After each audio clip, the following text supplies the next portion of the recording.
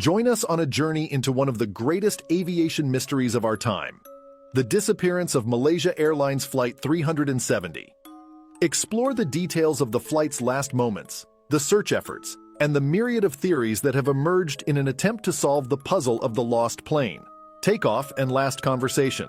On the 8th of March 2014, Malaysia Airlines operated 2 daily flights between Kuala Lumpur and Beijing, with Flight 370 scheduled to depart Kuala Lumpur at 12:35 a.m. and arrive in Beijing at 6:30 a.m.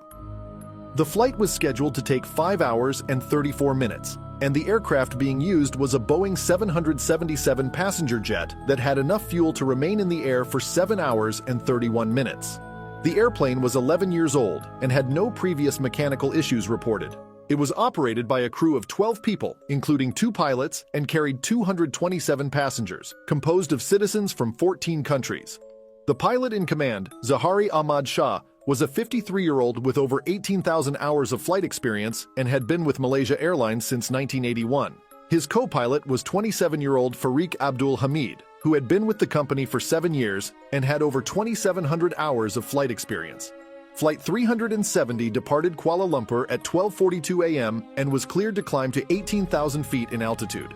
The first officer aboard the flight verbally communicated with air traffic control before the flight took off, and the captain was in communication with them just after taking off. At 1:06 a.m., the plane sent its last automated position report and final transmission.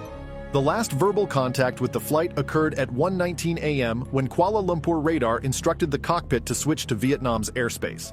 The head pilot, Captain Shah, responded with a simple, "Good night, Malaysian 370, lost to radar." The plane was flying over the Gulf of Thailand on its scheduled path when something strange happened. 3 minutes after making final contact with the outside world at 1:21 a.m., Flight 370 vanished from the radar screens in Kuala Lumpur and Ho Chi Minh City, indicating that the transponder on board was no longer working. Despite this, military radar was still capable of tracking the flight. What happened next was even more bizarre. The plane began to make a turn to the right, but then suddenly turned left to a southwesterly direction, flying directly back over the Malay Peninsula and fluctuating in altitude.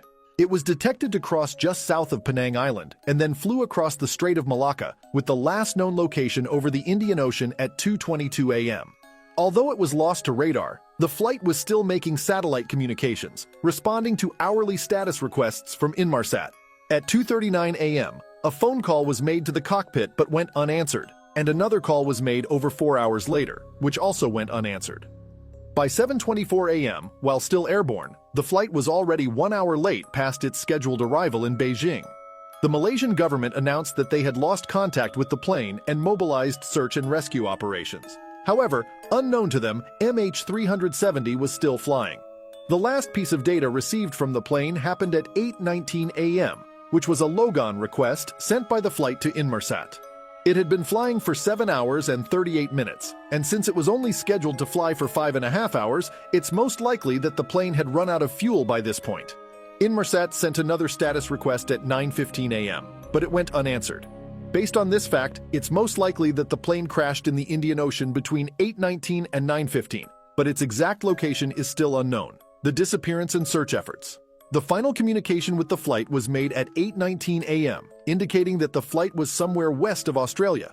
Based on an analysis of satellite data, it was concluded that the plane made several sudden turns and flew across the Indian Ocean for over 5 hours before running out of fuel and crashing in a remote area west of Australia, thousands of kilometers away from any landmass. The search for the missing plane began immediately, with initial efforts focused on Southeast Asia. However, as more information became available about the plane's path, the search shifted to the Indian Ocean. Over 345 military aircraft sorties were conducted, covering an area of over 4.6 million square kilometers, larger than the entire country of India. In addition, a sonar search of the seafloor was conducted approximately 1,800 kilometers west of Perth, Australia, but it did not yield any significant results. In July 2015, over a year after the plane's disappearance, a wing flapper from MH370 was discovered washed up on the beach of Reunion Island, located about 4,000 kilometers west of the main search area. Further pieces of wreckage were later found along the coast of East Africa, but it wasn't until January 2017, nearly 3 years after the incident, that the official search for the flight was suspended after finding no other evidence of the plane's location. The search was conducted primarily by the governments of Malaysia, Australia, and China, and it became the most expensive search in aviation history, costing $155 million. In January 2018, a private U.S. company, Ocean Infinity, resumed the search for the plane in a 25,000 square kilometer area west of Australia, roughly the same size as Macedonia. However, as of March 2018, after searching a 33,000 square kilometer area around it, no additional wreckage or evidence was discovered. The theories surrounding the disappearance of MH370. The disappearance of MH370 remains one of the most perplexing and unsolved mysteries in aviation history, with many theories proposed but none able to offer conclusive answers. One of the earliest theories suggested that the plane was hijacked by 2 Iranian citizens on board with stolen passports. However, it was later concluded that the men were merely asylum seekers. Another theory proposed that the plane was hijacked and taken to a remote island, but no group ever claimed responsibility for this. There were also suspicions raised about the crew, especially the captain, but no definitive evidence has been found linking them to the incident. The most likely explanation for the sudden turns and long flight across the Indian Ocean is that someone in the cockpit manually reprogrammed the aircraft's autopilot and turned off the transponder.